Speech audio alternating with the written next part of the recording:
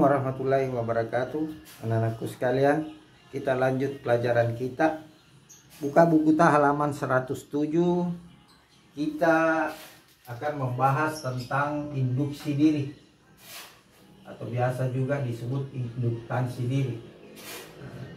Biasa juga disebut dengan induktansi diri.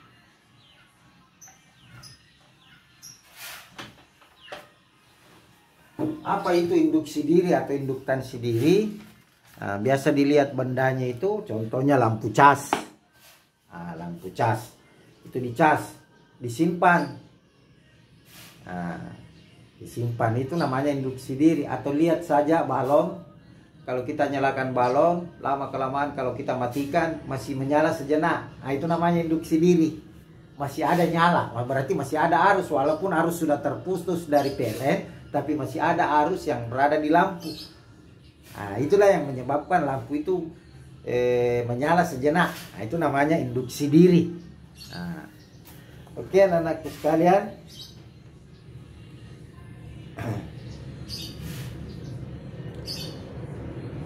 Berapakah besar GGL induksi diri? Ya, sekarang kita bahas GGL induksi diri.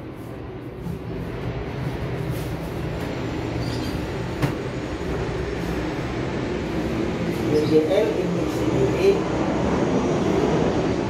GGL-nya itu akan sama dengan minus, yaitu minus L DI per DT. Inilah GGL induksi diri. Artinya berasal dari sendiri. Lampu itu menyala berasal dari di lampu itu juga. Itu namanya GGL induksi diri. Itu rumusnya. Kalau kita limitkan ini, kalau ini dilimitkan, apa itu limit? Limit itu harga batas atau harga di mana waktunya mendekati 0. Itu namanya limit, ya. Dia akan seperti ini, minus L, ya. Limit delta T mendekati 0 minus L. Kalau itu dia akan menghasilkan seperti ini, L DI per DT. Ini namanya sesaat sebenarnya. Laju arus sesaat ini namanya laju arus sesaat. Namanya sesaat kalau dilimitkan. Oke, anak-anakku sekalian. Sehinggalah berapa energi yang tersimpan? Saya hapus. Berapakah energi yang tersimpan? Saya hapus mina.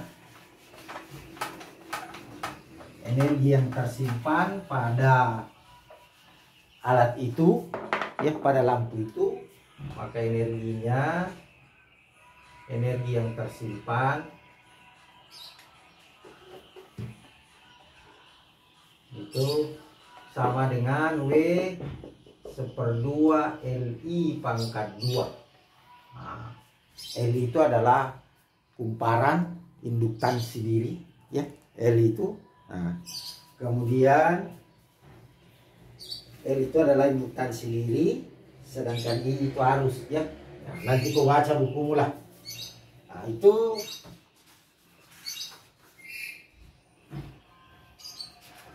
kemudian kita selanjutnya kita bahas tentang generator. Generator. Ini kenapa bisa ada genset? Itu genset. Sekarang kita akan bahas tentang penggunaan itu tadi, materi itu adalah pada generator. Itu generator, ya. Bagaimanakah itu generator? Generator adalah suatu alat pembangkit listrik, ya, yang mampu memproduksi energi listrik, ya. Yang manakah itu generator? Itu contoh dinamo sepeda. Pembangkit listrik seperti di PLN. Itu mesin-mesin pembangkit listrik. Itu. Jadi Nah, itu menghasilkan arus bolak-balik. Nah, kalau pada sepeda, dinamo sepeda, ini kan biasa juga generator itu biasa juga disebut dengan dinamo. Nah, dinamo.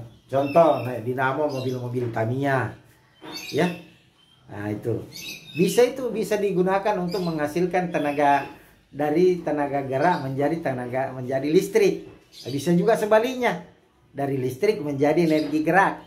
Nah, makanya di mobil-mobil Tamiya itu dia digunakan makanya pakai baterai, dari energi listriknya dari baterai, dinamonya menggerakkan, menjalankan itu mobil-mobil Tamiya. Nah, itu kebalikannya di situ. Tapi bisa dibalik juga. Nah, oke. Itu ada gambarnya di situ, nak, dinamo. Ada gambar di situ. Ada gambar generator atau dinamo. Nah, oke. Nah, kita sudah bahas kemarin, ya. Kita sudah bahas kemarin GGL induksi yang dihasilkan generator itu adalah NB kali A kali W kali sin WT. Nah, inilah GGL yang dihasilkan oleh generator. Oke, teman-teman sekalian, nah inilah generator, ya. Nanti kau baca bukumu, ya, cari buku lain. Nah, ada di situ, dilihat, itu digambar, dipelajari baik-baik itu gambar, ya. Nah, oke, anak-anakku sekalian. Nah, sekarang kita lanjut lagi ke terapo. Terapo listrik, ya.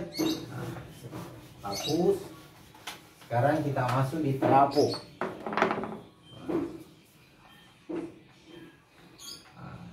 Biasa juga disebut transformator. Biasa juga disebut transformator. Terapo. Terapo.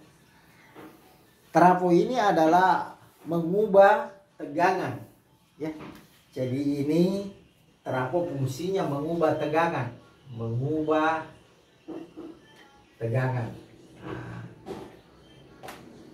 bisa tegangan rendah ke tegangan tinggi, bisa tegangan tinggi ke tegangan rendah. Nah, bagaimana ke gambarnya itu? Gambar sederhananya itu terapo begini. Gambar sederhananya. Ya. Nah, ini lilitan kawat.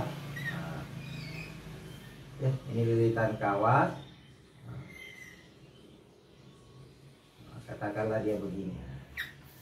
Kemudian ini begini.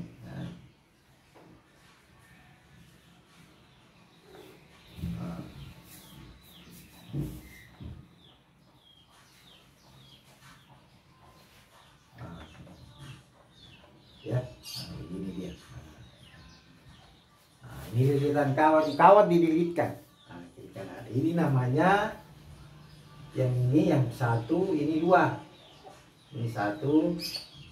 Kumparan satu itu, kumparan satu namanya kumparan primer. Sekarang kumparan dua disebut kumparan sekunder. Nah, itu. Nah, ini biasa disebut dengan output. Ini biasa disebut dengan input. Nah, ini. Nah, terapo itu ada dua, ada namanya terapo step up dan ada namanya terapo step down. Jadi terapo itu ada dua, nah, ada namanya step up, ada namanya step down. Down itu turun, ini naik, menaikkan tegangan. Nah, itu terapo. Oke, anak-anakku sekalian.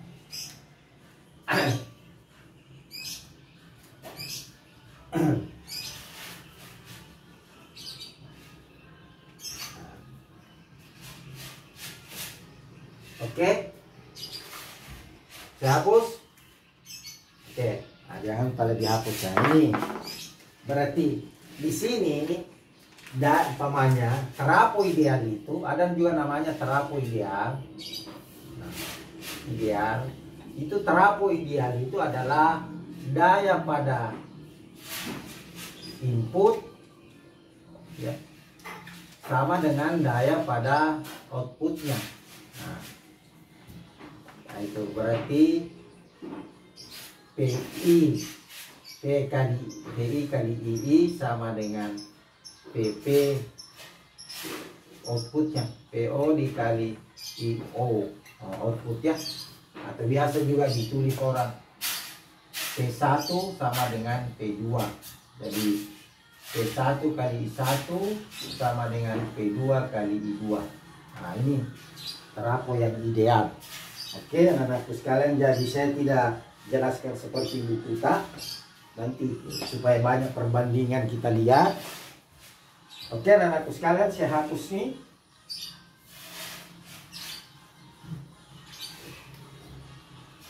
Saya hapus nih nanti. Nah, aku hapus nih ini.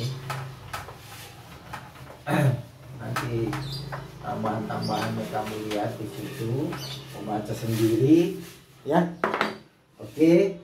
Sekarang dengan demikian maka ya, dengan demikian tadi karena kita bilang bahwa P1 kali I1 sama dengan P2 kali I2, maka kita bisa bandingkan antara I1 per I2 itu sama dengan